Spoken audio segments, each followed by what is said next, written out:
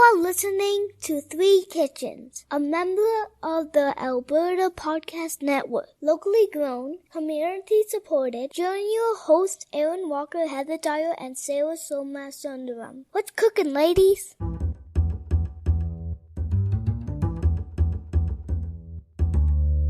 Hi, I'm Emily. And I'm Brienne, and together we make Emily Missed Out, a podcast where Emily and I dig into the long list of films that Emily hasn't seen. It's a very long list. Totally long list. And help her catch up on all of the pop culturally relevant lines, characters, scenes, and tropes that she may have missed out on. We're also a proud member of the Alberta Podcast Network. You can find us online at albertapodcastnetwork.com or wherever you find your podcasts. Join us for My Pop Culture Education. Yeah.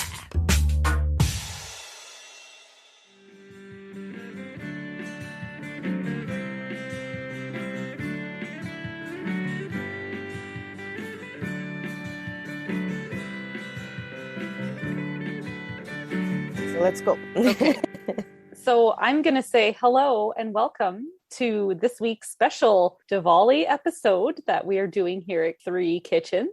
Mm-hmm. And then this is the last time you're going to hear my voice other than questions because I know nothing. I think it's fair just to say, here's the situation. We don't really know. Two of us don't really know exactly what we're cooking.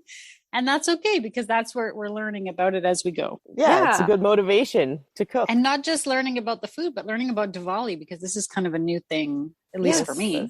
Let's introduce Auntie Pushpa. Yes, okay. Please do. Yes. We all three of us call her Auntie Pushpa. That I find that so cute. But Auntie Pushpa is someone what else are we going to call her? That's what you call her. So, I mean, we're not going to start calling her Pushpa. That's just wrong. Yeah, exactly.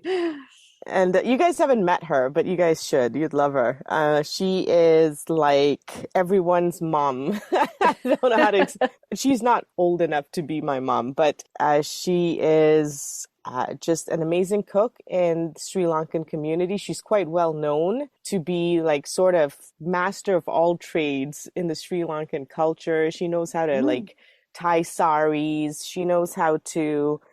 cook amazing food, not just cook, but it's good food. Mm-hmm. And she's got two daughters who are trying to convince her to do a recipe book to pass down to them because she is very talented and she makes it look so easy and she's so cool as a cucumber when it comes to these things. I'm usually the frantic one in the kitchen going, what are you doing? I don't understand. But she'll make you understand by the end of the cooking session. And she's come to my house and taught me how to cook these foods. Is she actually your auntie? She's not actually my auntie. Okay, I wasn't actually sure if she was or not. Okay. No, we tend to call anyone older than us auntie or uncle without question. Yes, but that's why I asked because I knew that it was possible that it was not a true auntie. Yeah. I ended up at work being in a plotting room trying to get a map plotted out. And I end up in the room with two people and both were Singaporean. And I found that hilarious because the three Singaporeans in this room, and there were at that time only 3.5 million Singaporeans in this world. And the three of us are like in this room in Calgary in the workplace. And that's how I met her. And then come to find out that she's also Sri Lankan, like my dad, like she lived there. Okay, but did you start calling her auntie in the workplace? Because that would be a little... No, not at first. Odd. And then when we got close, then I did. Yeah. It's like calling your friend's mom by their first name. Yeah. Like, I still feel kind of weird about that. Yeah, I was thinking of that too, because when we were kids, we would never have called. No. I mean, I didn't call my friend's parents auntie. That was for like my mom's good friends. But it was Mrs. and Mr. But Mr. yes, and but Mrs., yeah, Mrs. and Mr. for sure. That's funny. I actually find it weird when my nieces and nephews or my cousins' kids call me auntie. I'm like, I'm an auntie now. Well, both sides, but definitely on my husband's side, we have nieces and nephews who are almost the same age as me. So for them to call me auntie, I'm like, stop it. Just please don't do that. And usually it becomes a joke when they do it, right? It's like a silly joke because it's so ridiculous. Anyway, Auntie Pushpa has culture that's kind of going away to have someone who works and then comes back and then cooks everything from scratch. But my parents' generation, it started going away. So it's very rare to see someone like Auntie Pushpa still kind of keeping these traditions alive, because a lot of these foods, you can go to the Indian stores or to Superstore and buy it frozen. Or you can buy it pre-made. And there are some, because there is some special kind of cooking apparatuses that you need to make these things that she has still kept these traditions going, which is quite fascinating. It's quite amazing, right? And then she's a mother and she's a wife and she's a career woman. So, well, I feel completely inadequate now that you've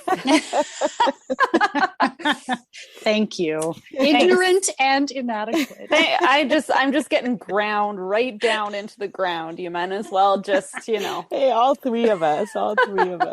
Thanks, Auntie. You're making us look good. Just kidding. She shared a few tips and tricks with us. She came over yesterday and helped me with 2 recipes. And then Heather's going to try something. And Erin, I got to say, I'm especially excited about what Erin's going to do, because it's not that it's not hard. It's just got a lot of, as I said, nuances to this cooking. So, but I'm going to be there, so don't be nervous. And everybody starts somewhere. Everybody right? Exactly. And if it's a thing that you're going by taste and feel and kind of finding what you like out of it, you're not going to get it exactly the way you like it the first time you make it. But you have to start sometime. So maybe So expect not to like it too much this first time, ladies. No, you might hit it. You might hit it like perfect the first try. You could. Yeah, I believe in beginner's luck. I really believe you in never know. Yeah. Just contradicted myself, but you're just turning circles over here. Manage your expectations. That's all. I'm always telling my kids that, like, just manage your expectations of yourself. In my true fashion, instead of taking on something that's like, oh, this is a good starter, I've just jumped right off into the deep end. Which is fantastic. Which is kind of what I tend to do. But you know what, Erin? The first time I made Sri Lankan food, I jumped right into the chicken curry, which is a lot like what you're going to be making. And I do believe in beginner's luck, and maybe it's not luck, because I think you're so very strict about your instruction and you take it so very seriously. Second time, you're like, oh, whatever. I know what I'm doing. You kind of fuck up. Right? That is true, because when you get better at a recipe, sometimes it like goes down in quality because you start being lazy and you're like, you know what? I really just have to open up this cookbook again and read this and find out why this tastes like crap. Exactly. And why the family's like, this isn't as good as like the last time you made it. Exactly. I was trying to cut corners. I was in a rush. I thought I had it down. Yeah. And then I didn't. Yeah. So today, Sarah will be holding the spoon of discipline. You'll be like keeping me in line. No, not good enough. Well, I, for one, have zero expectations of what you're making because I've never eaten it. And so I will probably love whatever you make. See, I'm excited because I have always wanted to share Indian cooking on this podcast, and I've always been nervous about it, and I'm like so inspired that we're going to be doing this, and I think it's much easier than I thought it was going to be. So if we can do it, listeners, you can do it. We'll take lots of pictures to do it. Take the risk. Cook some Indian food. You guys are going to get like authentic, and I'm talking about authentic recipes. So this is awesome. Let's start with what Sarah's doing, because she knows what she's talking about. Well, let's face it, she's going to talk about all our recipes because she's the one who's ever cooked any of this stuff, not us. So okay, I'll tell you what I made with Auntie Pushpa yesterday. It's a coconut chutney that we tend to eat with dosa. And I have been wanting to learn how to make coconut chutney for the longest time. But like any Indian food, I get very intimidated by Indian food. This is not for you listeners. Don't be discouraged by that. That's just me. And then Auntie Pushpa came over and showed me how to do it. And I went, that's it. That's all we have to do. It was so simple. And then I made something called milk toffee with Auntie Pushpa, and this was her recipe. And this was, you guys are gonna understand making milk toffee because it's just basically like making caramels, but it's got a slightly different texture because you add a little butter to it to soften it. Oh, It reminds me of fudge that we used to make like when we were fudge. kids. yes. That's it. It's exactly the same Yeah. thing to me. That's totally it. And Except not fudgy. It's like you said with the texture, it's not like Yeah. a soft fudge. It's a crumbly sort of. yeah. So I don't even know if you call it fudge, but we used to call it that when we were kids. We used to make that Yeah, I remember that was homemade as a kid. And then I homemade remember, fudge. Yeah, and then I remember going out and like trying some at, you go to like the ice cream Yeah, yeah. place that makes Right. fudge and ice cream. Yeah, yeah. And I was always like, what is this gooey crap? I'm looking for Why is that it like, chewy. yeah, like I like it how Yeah. like you kind of can suck on it after you bite a piece off. Like it melts in your mouth. Yeah. Yeah. So good. So good. Yep. Yeah, it was Pure good. sugar. Yeah. Pure sugar, guys. It's- Real tasty. Yeah. But you know what? It's Diwali Don't tell your time, dentist. so yeah. Yeah. Let's just say we have this once a year. You're gonna want to make this more than once a year. Trust me, once you do it, once you taste it, it's so good. Then Auntie Pushpa was so sweet. Yesterday she made me some homemade dosa mix, and she made extra so that you guys could taste some. And I'll share the recipe then when we come back. Okay. Good, I'm done. What are you guys doing? Tell me. Well, should we talk about the dosa since you just mentioned? Yeah. Yeah. it? I don't really know what to say. So I'm going to make dosa. I've eaten dosa, but never made it. And I Right. didn't exactly know what went into it, what's involved with it. So what I have learned, I think, is you have a mix. I'm going to go super simple here. You have basically a mixture of rice and lentil. It's kind of ground into a paste. Mhm. You're letting it sit for it to ferment. I don't exactly know how that works. Might need my scientist friend to tell me, Erin.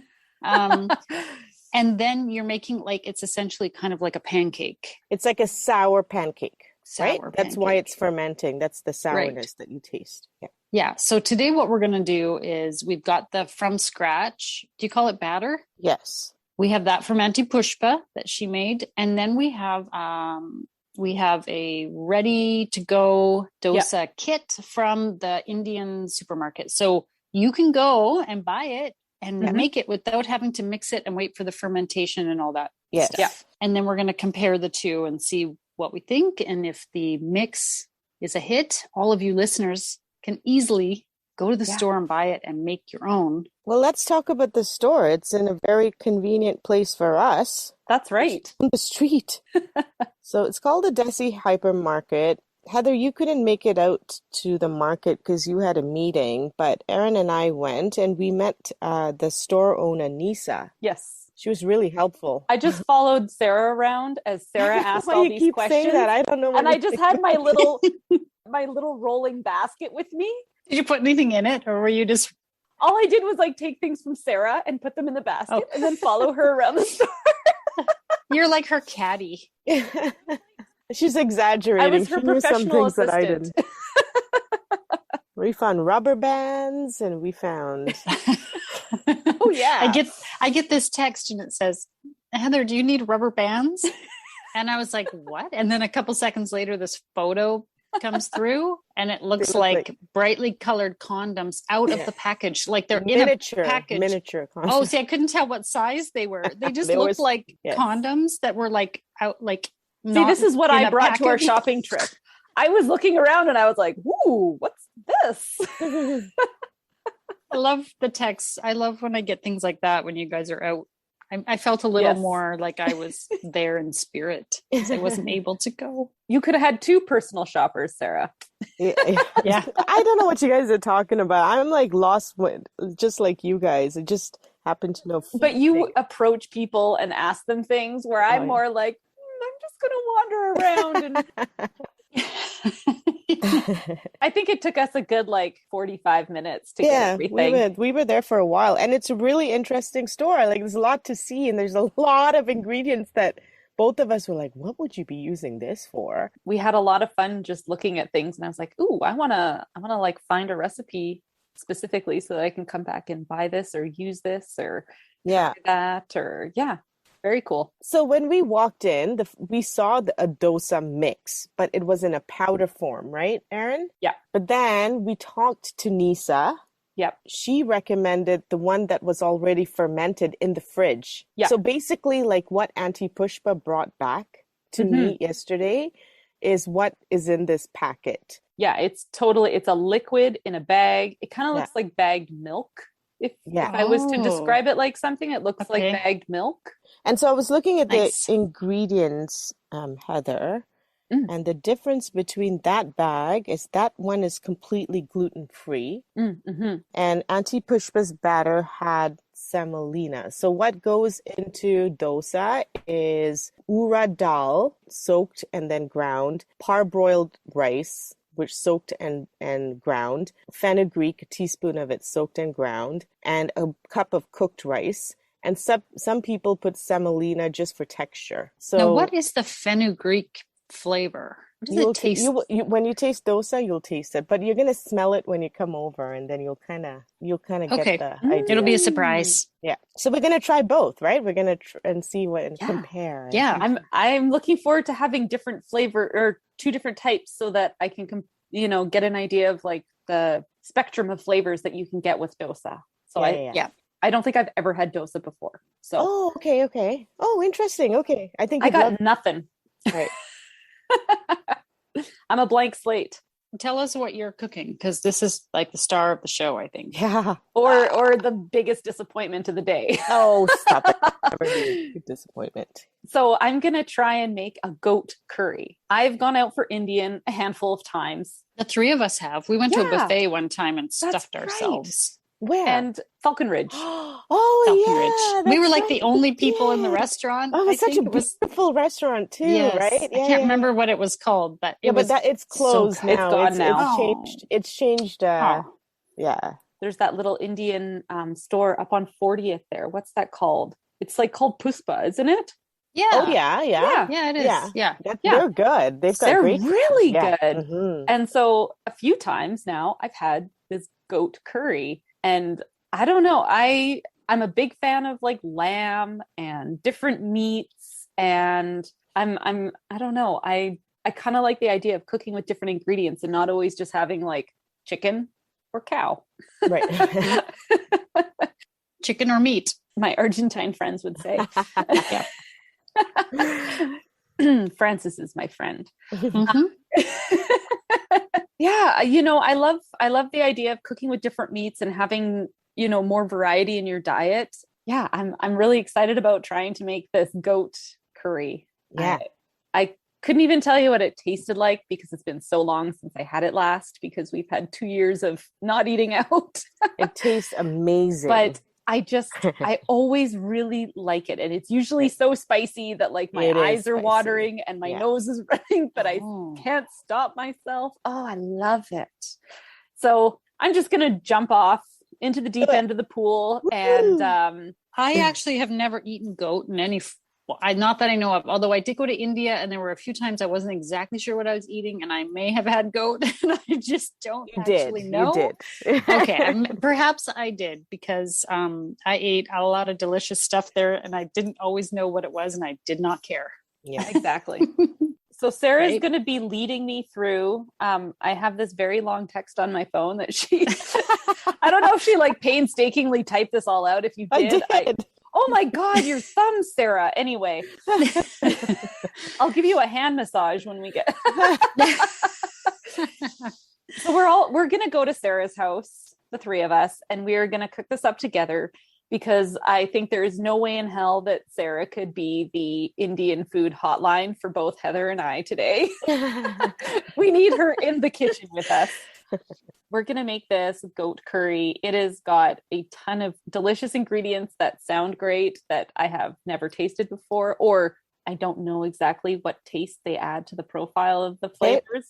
Once you smell those spices, you will kind of get it and taste away, right? Yeah, it's going to be a fun day of cooking and expanding our palates. and celebrating. Yeah. We'll let you know what these recipes are once we know more. Because honestly, if I was talking to you about this right now, I think you'd be just reading a text. Exactly.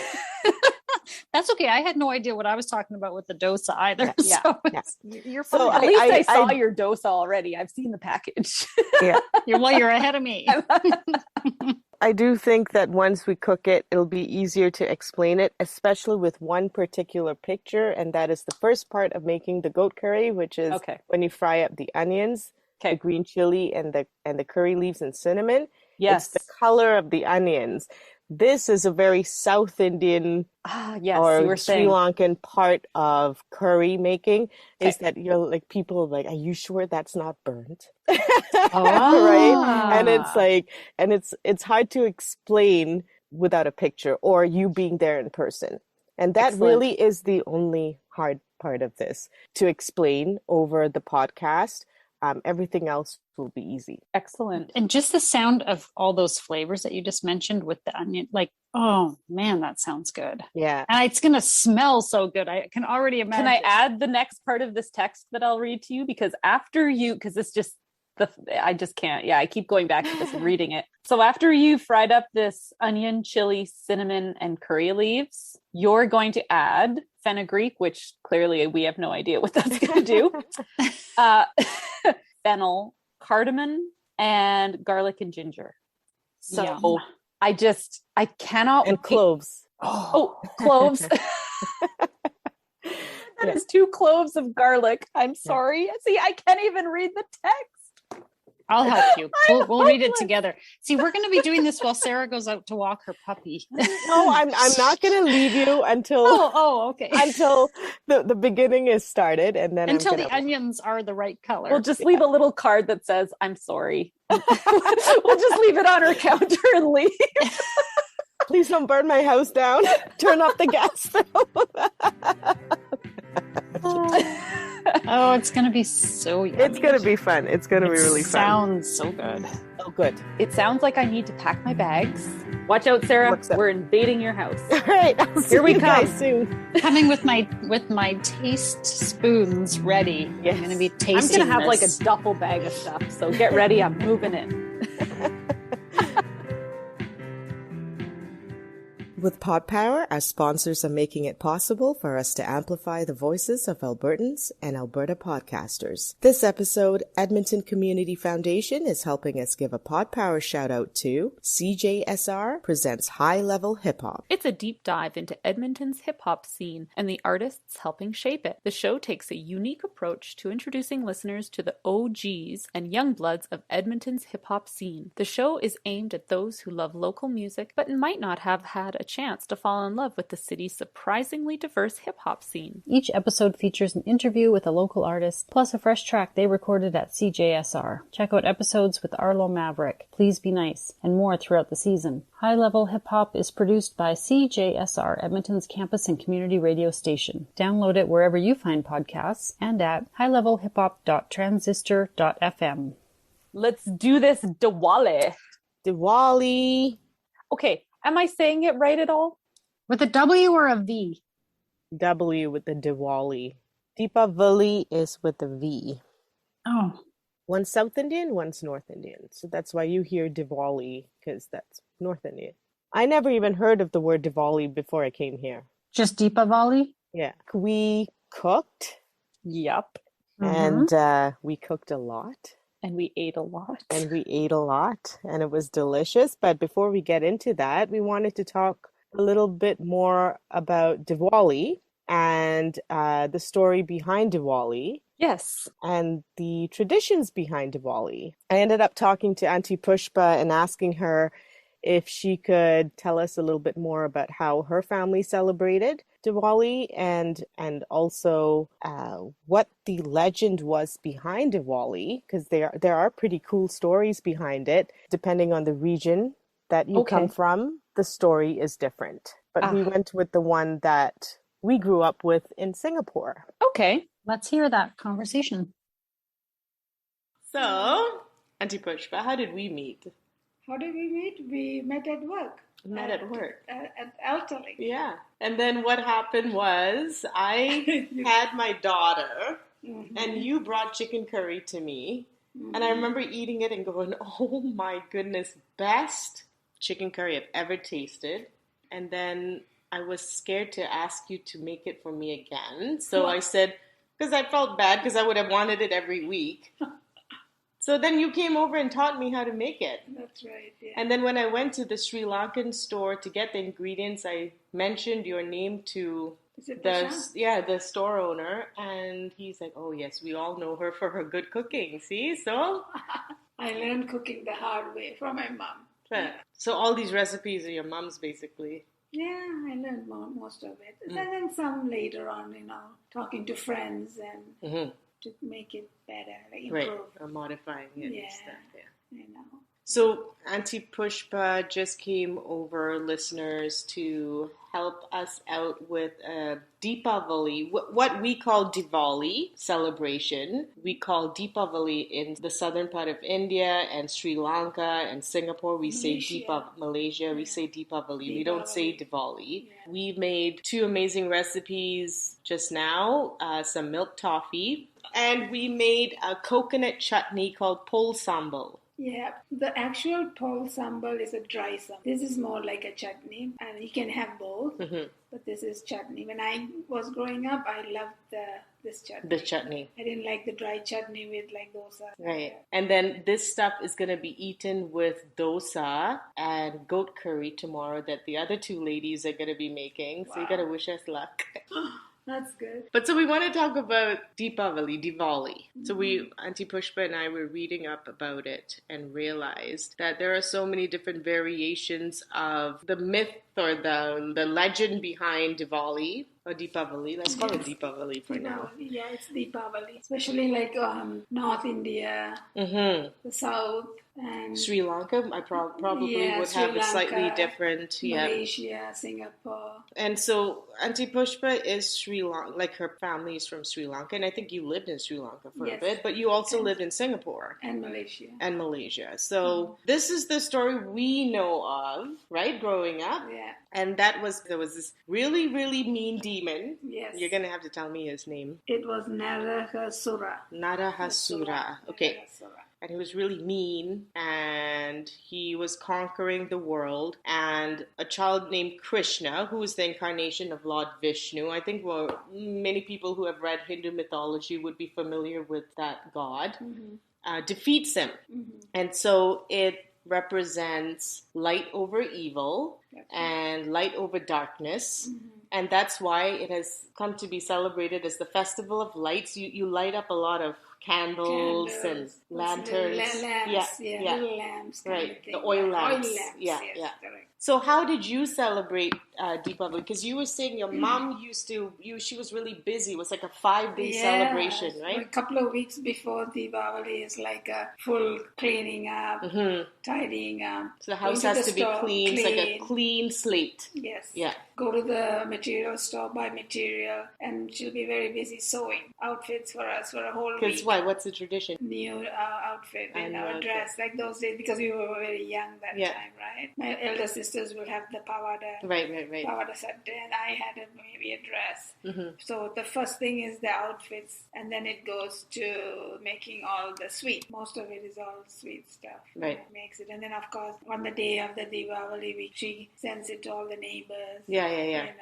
Share it with them. And also on top of that, also a good feast, like a good meal for that day. Right. Some people were non-veg and some people were vegetarians. And you guys were? On Diwali, I think we were non-veg. Yeah. So, it was like a fun, it was a holiday too, right? A public holiday in Singapore, And then the other thing is also go visiting. That's right. Yeah. So that's what we used to do. We used to go visit all our Hindu friends who celebrated it. And on top of that, in Singapore, in Malaysia where we lived, we didn't have a Hindu temple, but in Singapore, we also used to go to the temple. Was there a particular tradition you would have in the temple when you went? The next day after Diwali, there was something called Suranpur. I'm not very sure if we went that day or the next day, but there was some special festival the day after the Diwali, after the all the celebration. The next day they call it Suranpur, and I think they demonstrate the whole story. You were just talking about the demon and all that. I think they do that. Was it with shadow puppets or no? Yeah, with the shadow like that, puppets. yes. That's right. I remember that. Okay. Because my best friend growing up was Hindu, so sometimes I would go with them to the temple and see these things. It was a fun time, but now it's all commercialized. Coming here, it's a different story, you know. Right, because as we found out, if towards the north of India and maybe depending on what region in India, we have different reasons for celebrating Deepavali. Yes, correct. Yeah. So different gods associated with it, there was Kali in one. Correct. And then there's the Jainism. Jainism must have their own traditions. And then the North Indians. Yeah. And then the Sikhs. Everybody has their own beliefs, right? Like it's different. Yeah. It's not the same. So then it all comes down to food. Yes. In the end, we just feast. Lots of food, you know. More than our Hindu New Year, Diwali is a more special occasion. Right, because it's community. Yes, correct. Yeah. Okay, wish us luck, Auntie Pushpa. Oh, tomorrow. Yeah. Any tips? You do well. Thank you. While most people celebrate Deepavali once a year, Auntie Pushpa and I celebrate it every month when we cook together. Thank you. I really liked having that explanation because I didn't know anything about Diwali or Deepavali. However, we're Deepavali. Deepavali. Yeah. See, I don't even know how to say it. I'm sorry to anyone listening who's offended by my no one will bad be offended. Pronunciation again. Interesting. So it changes a little bit depending on the backstory, but in essence, it is a celebration of light over darkness, right? And good over evil. Yeah, good over evil. And I mean, really, any excuse to have a party and a reason to spring clean your house. Maybe. Not more cleaning pressure. No, not. But the conclusion was, let's just eat in the end. Yeah. I just also wanted to say a big thank you to Auntie Pushpa again. Yes. The food turned out amazing. The tips she gave us, just actually being there and holding my hand through 2 new recipes was, as always, awesome. Well, then we should turn around and say, thank you, Sarah, for letting us come into your home and holding our hands while Heather and I tried to do some cooking. That's true. This all started with Auntie Pushpa because if not for her, I would never have known anything about cooking like this, food like this. Yeah, so I love gaining a little bit of knowledge passed down. Yeah, and I like that she had told about learning it from watching her mom cook. I mean, that's how lots of us learn to cook. That's right, yeah. Right? And then she put her own twists on it going forward, which is also what we do. It's so special when things can be passed down word of mouth like that. I mean, you can Google anything and you can get anything on the internet that you really need, but when it's something that's passed down through family and friends like that, it feels more special. It's, I don't know, closer to my heart. Sappy sap sap sap. You're in good company. So we're going to go over the stuff that we made and we're going to share some recipes, but then just to remind all the listeners that just in case this seems a little bit like, where do I get all these things? All you have to do is the one-stop shop now, and that's the Desi Indian Hypermarket. Desi Indian Hypermarket. The address is 3400 14th Street Northwest. So it's pretty centralized, and just go over and ask for the ingredients, or you can call and order. You can pick it up, or they'll deliver it to your home as well. Oh my God, I've eaten so much in the last, I can't even get on my, I've had a good time, no regrets. I thought you were going to say I can't even get on my pants, but I wasn't quite sure where you were going. I know, that's what I thought. I was just going to let her run with that and make fun of her after. Just like any good friends would. Yes, of course. Yes, on her birthday. On her birthday, nonetheless. It is her birthday, so yeah. Best day ever. Well, why don't we start with that chutney, because I honestly can't remember what's in it. I just know that I loved it. Oh, I loved it. The main ingredient, of course, is a frozen grated coconut that goes into it. And there's a picture that we're going to post on social media of what that packet looks like, along with all the ingredients that actually go into this chutney. Auntie Pushpa said, Sarah, you only make a quarter or a third of this packet usually. And I'm like, no, I want to make the whole thing. I mean, I've got stuff to share and I'll just freeze the rest. And I ended up doing it. And she's like, all right, just make sure you put the rest in the freezer. And I ate the whole thing with a spoon. There is none left. There's none in my freezer. It's all gone. And I gave a whole bunch to you guys. You gave us each a couple of little jars, and I've eaten one jar already. And I was like, I told my husband, put that other one in the bottom of the freezer and hide it because I will just eat it. I want to discover that later. Yes.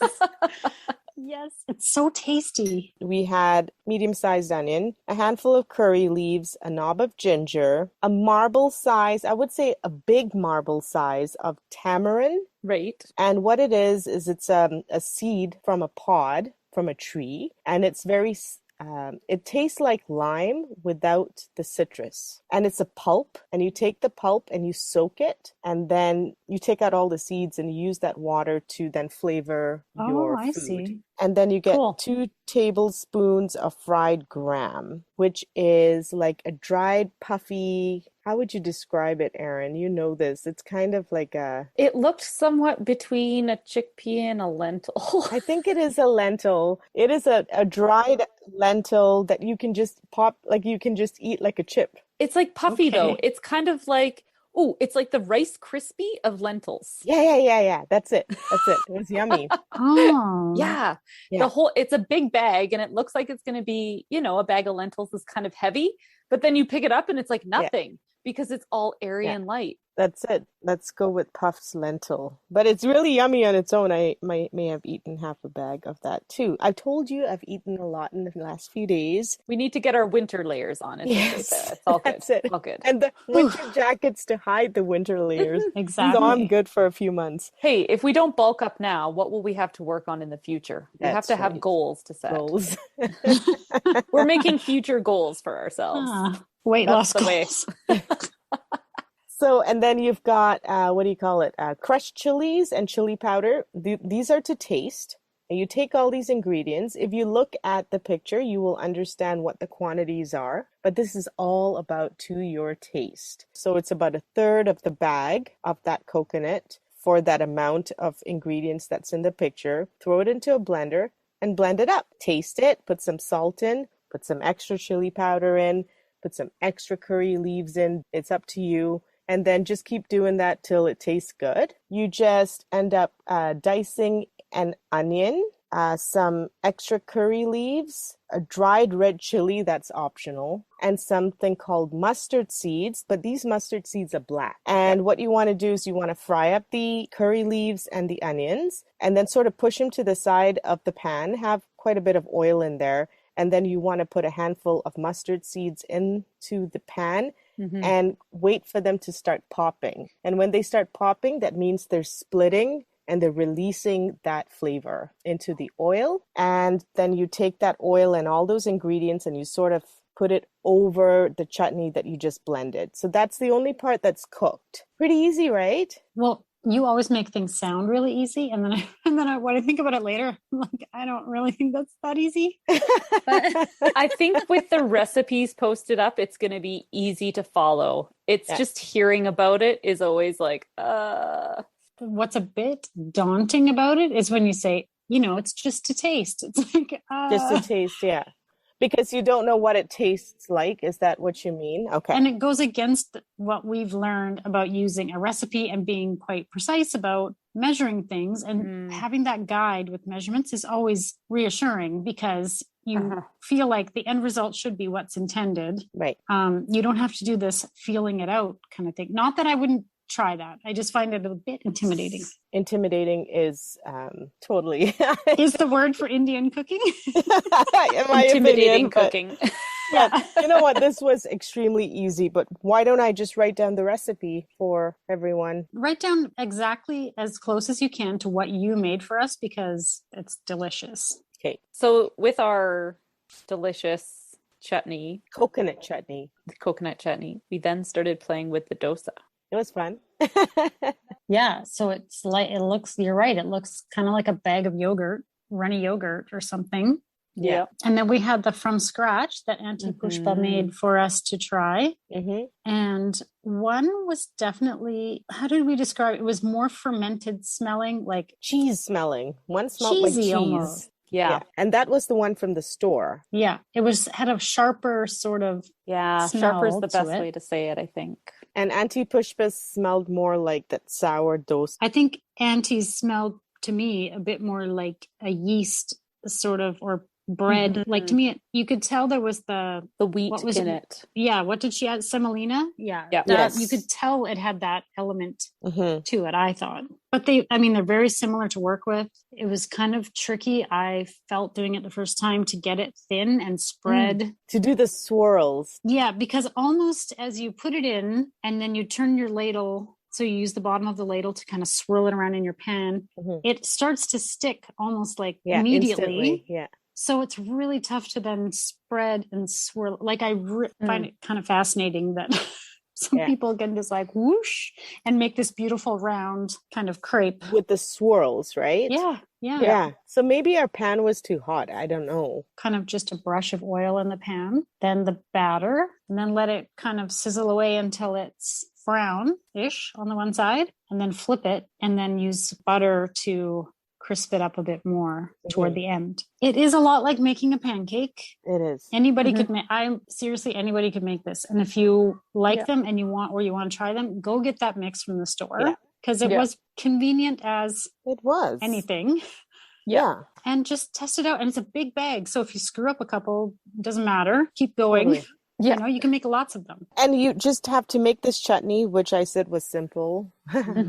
Heather's giving me like, I don't know about that. It is simple. It is a simple recipe. So I'll write it out. Just make the chutney and then go buy the bag. Yep. Yeah. And there's like a really fantastic, a lot of people eat this for brunch instead of like a dinner, right? So, I thought it was really interesting that the two dosas that we made it was very obvious the different starch in them. The one that we got from the store that was pre-made, pre-fermented, ready to go, and it didn't have any gluten in it. It was a very white batter, and it was a lot crispier, and it had a different texture to it. Right.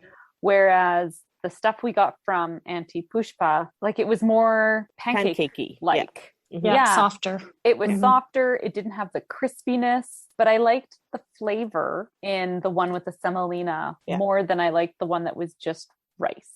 It was a bit more familiar to us, I think. Yeah. And maybe that was it. Yeah. It was a bit more like bread, which we kind of talked about that we like to have, like to dip in with our chutney and our curry and whatever. Yeah. But I mean, if you didn't have the two to compare, the one from the store. Oh, yeah. Really good. So that was really good. I really enjoyed those. I did too. And they were really popular with my kids. Oh, nice. Can you make more? I was like, I don't have any more, but I'd make them again because they really like them, and it's something a little different than. Do you think you'd try it from scratch? Yeah, I think. Yeah, I think I could. If you look up some dosa recipes and how to do it from scratch, it's not. Again, I'm gonna say this, and I always laugh. I'm like the worst person for. You're the biggest hypocrite over there in the corner, Sarah. You're like, Indian's so hard, but this recipe is really easy. It's easy when someone holds your hand. You're like, oh. Crap, it is easy. I just was intimidated for some reason, and then I got stuck in this fear of not trying it. Well, we found that with other recipes too. Like there have certainly been things that I've made where I was like terrified to even begin the process because it looks complicated or so foreign to me. But then if you have your ingredients, sometimes I think with Indian cooking, it's getting the right ingredients first. And then once you have them in front of you, it's just following the directions. Exactly. It almost is like the directions don't make sense until you're in the middle of doing it. Yeah. Sometimes I read a recipe 4 or 5 times and I'm like, I really don't know what this means. Yeah. But then when I'm in the middle of the recipe and I come across step 3 that I was like, it all makes sense by that point. All right. So we have the chutney, we have the dosa, and now we need meat because we always need Sweet. I was kind of sitting back watching this process in Sarah's kitchen. And I was like, there is no way that I would ever remember, as you are having trouble remembering now, what all these things are. Because it's like, she's got handfuls of this and a sprinkle of that, and throw some of this in, and however many you want of that. And it was That's sort of like, wrote it down. Yeah. Now it's all written down, so we're good.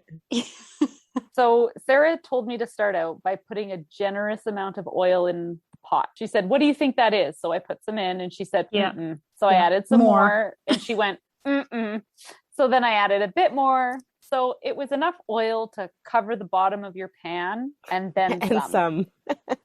would be the description, other than just add a generous amount of oil. If you eat curry every day or do this a lot, I wouldn't do that. But since this was something that was, once in a while. Just go for it. Be happy. Mm-hmm. Yeah. Life's short. Mm-hmm. Exactly. And it's getting shorter. It's Sarah's birthday. What are you talking about? We've got so many good things to ham you on today, Sarah. So many years to go. So many. All right. So we sliced up an onion, green chili. We broke up a cinnamon stick and a handful of curry leaves. All those things went into the oil and we let them fry. Mm-hmm. And Sarah was like, now the onions are the most important part to keep an eye on. And so I would say the onions, they looked like deep fried. Yeah. They were brown and crispy, kind of like, you can buy those tins of like deep fried onions. Yeah. I would say that's what we did to the onions in the oil. And then after that, we added this fenugreek seed. And I thought that was really good. I liked the smell on it. I thought it smelled like a sweet cumin. Oh, you have better senses. When you ask me, what does it smell like? I'm like, it smells like Indian food. Yeah. That's as broad as it is for me. Let's say half a teaspoon fenugreek. So then into those nice crispy onions and everything you've got going on there, you add the fenugreek, the fennel, cardamom, 2 cloves, only 2. Sarah was really specific about that. Yes. And then I had ginger and garlic mashed up into the mortar and pestle and just kind of scooped that in there and fried it around. Okay, so we had all that in the pot. We stirred it around, and then we added a tomato that we chopped up, and then we added in our goat. Yes. Did I do that right? Yes. Sarah has this big honkin' curry powder bags. And not just one. No, I said bags. Yeah. And Heather and I are like, I would never buy a bag of curry powder that big because I will never go through it. And then we learned how much curry powder you put in. Oh, yeah. Like half a bag. Like half a bag. No, not half a bag. Stop it. Are you at least sure? a quarter of a bag.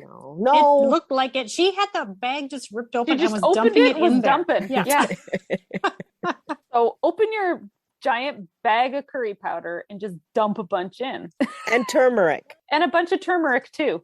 But first she had a big spoon and she was just sort of like throwing some spoonfuls in there. And then it got to the point later where she just tipped the bag. It was like dumping it in. I think we need more. Once you got your curry powder in there and your yogurt, about 1/3 of a cup of yogurt, it says. And then we added enough water to kind of cover everything, and then salt. So as we got it boiling, let it cook down for a bit, and then kept tasting it to see if the curry powder level we thought was good, like the flavor level was good, the spice level, and the salt. And I kept doing that, adding more salt and going, I don't know, guys, I think it needs more salt. Yeah. And Heather was right in my ring there. Yes, more salt. Yeah, I'm with you on that. And at one point, Sarah did also add some of the hotter curry powder in there. If your curry's not spicy as you want it to be, you don't have to add a different curry powder. You can always add chili powder into it. So okay. That's the option there. Okay. Was it hard? No. See? It just kind of needed that somebody telling me what to do. Yeah. It was, again, having all those ingredients that maybe you wouldn't typically use. And so it would be more about the hypermarket, getting all the right stuff so you have it in front of you. But I feel like even if I would have read a recipe that said, add 1.5 cups of curry powder, I'd be like, yeah, right.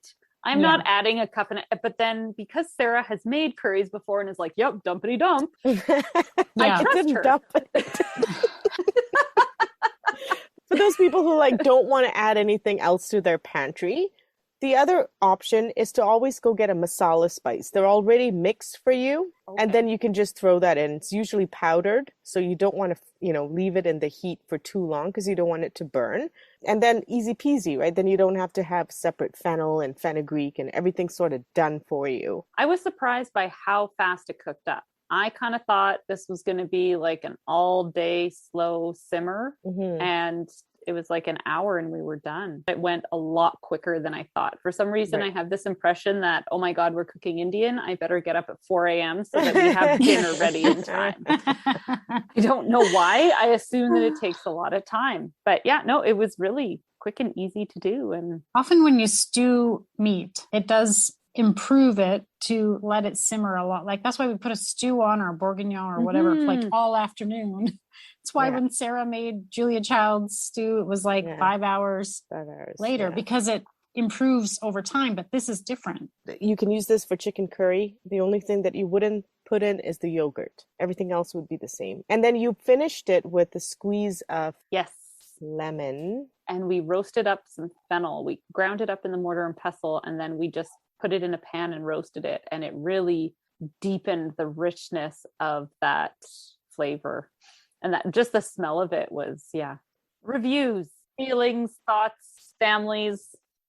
Let's see what everyone has to say. It was a little different from the one I usually make because we used a different curry powder, which was sort of a different flavor profile from the Sri Lankan one that I use. But I thought it was delicious. What did you think? I really liked the flavor in it. Yeah. No, it was delicious. I love the flavor of it. Now, we all know, I don't need to belabor the point that I'm not a big fan of having meat with bones in my plate.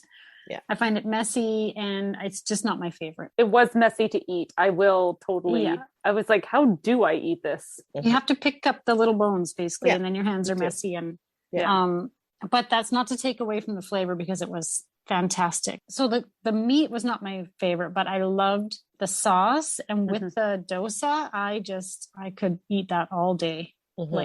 So good. So when you say the meat was not your favorite, was because it was on the bone. Yeah, you know what? Right? if I were to attempt to make this, I would probably ask for the meat cut without the bone, if you can get it that way. And you can. There you go. And I know it takes away a bit from the flavor, not having the bone in there, but would make up for it because I would actually eat the meat in that case.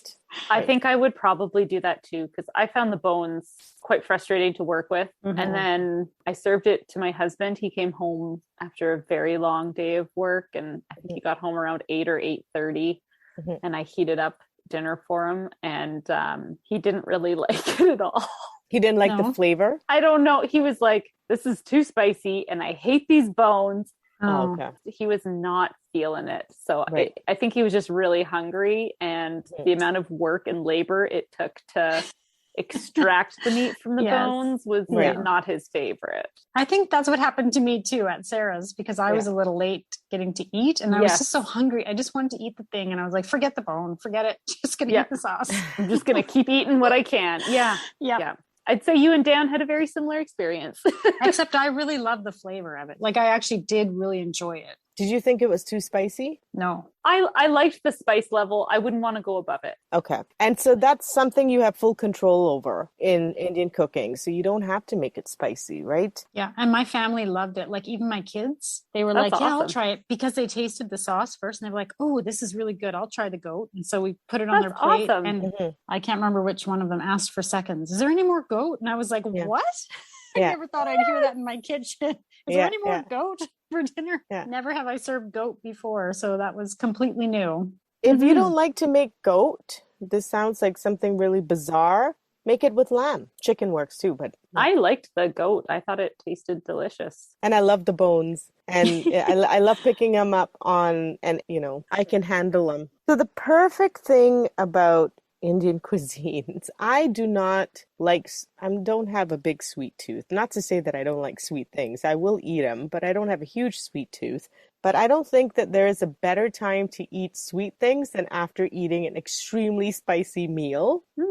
Because it somehow, I don't know, balances whatever that's going on in your mouth. That's why I think sometimes Indian sweets can be really sweet, right? But I think they're meant to go after a nice spicy meal, and that's how it became so sweet. I really enjoyed it right after eating the curry. Yeah. I thought the toffee was and I've been eating it day and night since you gave me so much. So you haven't finished yours? Not quite, but almost. Mine. Almost. And I've been eating it day and night. I like it with coffee because it kind of melts in your mouth. It's just so yummy. But I did really also like it after the spicy. I was really enjoying those. That toffee is so good, but like you said, it's super sweet. I can't eat a lot. Oh yeah, I'm done mine. Oh wow. Okay, this one is actually really simple. Don't even lead with that anymore, Sarah. All right. Here's the rest. Here's how you do it. It's called milk toffee, but it feels more like a fudge. Yep. So you get 2 cans of condensed milk. You got 3 cups of sugar. You put it in a pan. You mix it with 1 cup of hot water and what Auntie Pushpa said is, pour it back into the condensed milk tins that have been emptied and get all the last bits so you don't waste anything. You stir it, you bring it to a boil, and then it'll start to rise because it's got milk in it. And then you start simmering it to the point where it is boiling, but it's not rising. Does that make sense? Not really, but I think when you're doing in motion, it would make sense. And then at that point, you add a teaspoon of vanilla, and you add however many you want. I added a handful of roasted cashews that I chopped up, but I wish I kind of added more now. I would have liked more cashews in there. So add however much you want. Continuously stir until it reduces to about a third. And you can see that the color kind of changes to a darker brown, but not too dark. Let's see, what would be the color of that fudge? What would I thought it was sort of the color of brown sugar. Brown sugar, there you go. Okay. And then you put about a tablespoon of butter at this point and mix it in. And what the butter does is it doesn't allow it to, when it cools down eventually, it doesn't harden as much. It sort of keeps it soft. Okay. And then, so once it's reduced to about a third, you then pour it into a pan and you let it sit for a minute in the pan. And when it's sort of setting, you kind of take a butter knife and you sort of make markings on it the way you're going to cut it eventually. Oh, I see. So you're kind of scoring it. Scoring it. Right, exactly. And then you let it set and cool completely. And when you do, you just basically break it into the little bricks that you will see in the picture. Yum. And that's it. See, that was simple. Yes, that is quite simple, I would say. Yeah. That was so fun. I feel I would try more Indian cooking after doing this. Oh, good. Yeah, for sure. I would definitely try more and feel more comfortable, experimenting with some of this stuff. Nice. Even though I'm so happy to hear that. I think it's something I could take on now that I've had some guiding. It was more about, it's not like we haven't all had curry. It's just more about how you make it from scratch. That was really fun to learn because it's fun to learn how to do it right from scratch and maybe try that next time. Yeah. And Erin, should we mention that Desi Indian Hypermarket on the weekends has a food truck outside their store. Ooh, yeah, they do. You can order food if you don't feel like cooking. Yeah. All these foods. Totally have to go check it out. Have you guys eaten from it yet? Happy Diwali, guys. All right, guys, enjoy feasting, whether you want to cook or go buy ready-made food. Yes, enjoy the festival. Go light some lights, get some firecrackers get some food. If you can. Yeah. Get some food. Make some sparklers go and enjoy and eat your face off. And have a drink in honor of Sarah's birthday. She appreciate it. Cheers. Cheers. Cheers to Sarah. And now for the fine print. We at Three Kitchens gratefully acknowledge we are telling these stories in the traditional territories of the Treaty 7 nations in southern Alberta and the Métis Nation of Alberta, Region 3. We honor the rich tradition of oral storytellers on this land who have come before us. You can find pictures and recipe links on Instagram and Facebook at Three Kitchens Podcast. If you like and subscribe on your podcast player, that helps more people find us. That goat was amazing. Can I have some more?